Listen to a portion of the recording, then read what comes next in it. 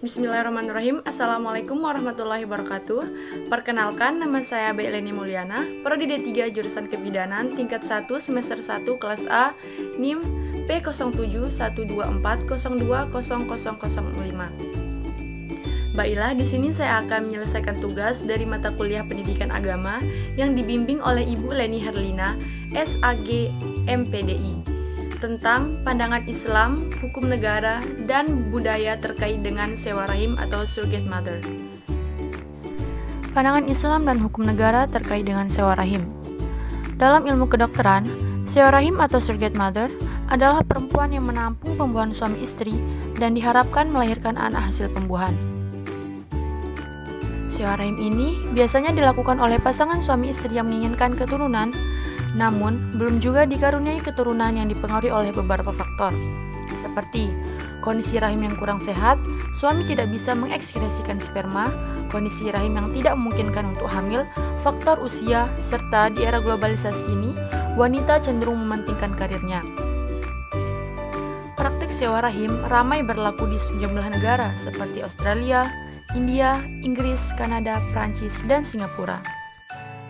Adapun pandangan Islam dan hukum negara yang berkaitan dengan sewa rahim atau surrogate mother. Yang pertama, pandangan hukum negara Indonesia. Undang-Undang Nomor 1 Tahun 1974 tentang Perkawinan dalam pasal 42 Undang-Undang Perkawinan mengatakan bahwa yang dimaksud anak sah adalah anak yang dilahirkan dalam atau sebagai akibat perkawinan yang sah. Muncul berbagai kontroversi di mana anak yang dilahirkan dari praktik sewa rahim dapat berstatus menjadi anak luar kawin apabila ibu pengganti tidak terikat dalam suatu perkawinan.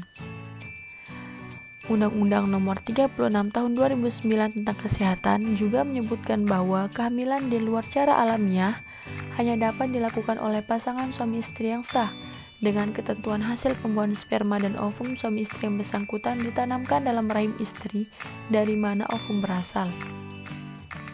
Sedangkan dalam praktik sewa rahim, hasil pembuahan sperma dan ovum dari suami istri yang bersangkutan tidak ditanamkan pada rahim sang istri, melainkan pada rahim perempuan lain yang kelak akan mengandung benih pasangan suami istri tersebut. Majelis Ulama Indonesia pada 26 Mei 2006 juga telah menfatwakan praktik transfer embrio ke rahim titipan merupakan praktik yang haram karena menyangkut pada permasalahan nasab dan warisan pada sang anak. Yang kedua, pandangan Islam. Macam-macam bentuk sewa rahim. Pertama, mengambil sel telur dari indung telur sang istri, kemudian dibuahi oleh sperma milik sang suami. Pembuahan ini dilakukan di luar rahim dan di dalam laboratorium. Kemudian, hasil pembuahan atau zigot tersebut ditanam di dalam rahim perempuan lain yang bukan istri dari suami tersebut. Kedua, melakukan proses pembuahan di luar rahim di laboratorium, yaitu pembuahan antara dua benih dari pasangan suami istri, kemudian hasil pembuahan ditanam di dalam rahim istri kedua dari sang suami. Ketiga, pembuahan yang dilakukan di luar rahim antara sel sperma seorang laki-laki dengan sel telur perempuan yang bukan dari pasangan suami istri yang sah. Kemudian, zigot tersebut ditanamkan ke dalam rahim perempuan yang telah menerima imbalan. Lalu setelah perempuan tersebut melahirkan, bayi tersebut diserahkan kepada pasangan suami istri yang mandul yang menyewa pihak-pihak tersebut. Keempat, pembuahan dilakukan dari sperma seorang suami dan sel telur seorang wanita lain yang bukan istrinya di luar rahim. Kemudian hasilnya ditanam dalam rahim perempuan tersebut. Setelah bayinya lahir, bayi tersebut diserahkan kepada seorang suami tadi dan istrinya yang mandul dengan imbalan uang bagi wanita tersebut. Kelima, pembuahan yang dilakukan antara sel telur milik seorang istri, kemudian dibuahi oleh sperma milik laki-laki yang bukan suaminya. Lalu hasilnya diletakkan di rahim perempuan lain. Setelah lahir, bayinya diserahkan kepada istri yang memiliki sel telur tadi dan suaminya yang mandul. Dari segi bentuknya, sewa rahim sendiri termasuk dalam praktek inseminasi buatan, sedangkan hal tersebut baru ada pada era modern ini, dan belum ada ulama salaf yang berpendapat mengenai hukumnya. Maka dalam kasus sewa rahim ini, para ulama kontemporer memberikan hukum tersendiri untuk masing-masing bentuknya. Dari bentuk-bentuk sewa rahim yang telah disebutkan sebelumnya, bentuk ketiga, keempat, dan kelima, para ulama bersepakat mengenai keharamannya. Alasannya adalah karena sperma yang digunakan untuk membuahi sel telur wanita adalah bukan dari sperma suaminya sendiri. Juga karena penanaman zigot dilakukan ke dalam rahim perempuan lain yang bukan istrinya. Pendapat para ulama dalam masalah sewa rahim. Perbedaan pendapat ini ada pada masalah sewa rahim bentuk pertama dan kedua. Pendapat-pendapat tersebut dibagi menjadi dua pendapat. Menurut Dr. Hindun Al-Hauli, Ta'jir Al-Arham fi Al-Fiqh Al-Islami. Pendapat pertama, jumhur ulama menyatakan keharaman praktik sewa rahim.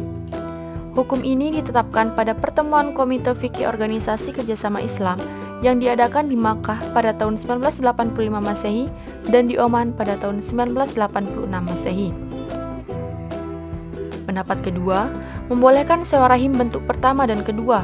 Pendapat ini dikemukakan oleh Dr. Abdullah Al-Mufti Bayuni, anggota Dewan Kajian Islam di Al-Azhar, dengan menetapkan persyaratan yang ketat seperti ibu pengganti harus menjalani serangkaian pemeriksaan untuk memastikan kesehatan sehingga dapat menjalani kehamilan dengan lancar, menjalani pengontrolan ke dokter yang menangani penanaman zigot di rahimnya secara berkala selama masa kehamilan, umur ibu yang disewa untuk hamil masih dalam masa produktif untuk bisa hamil.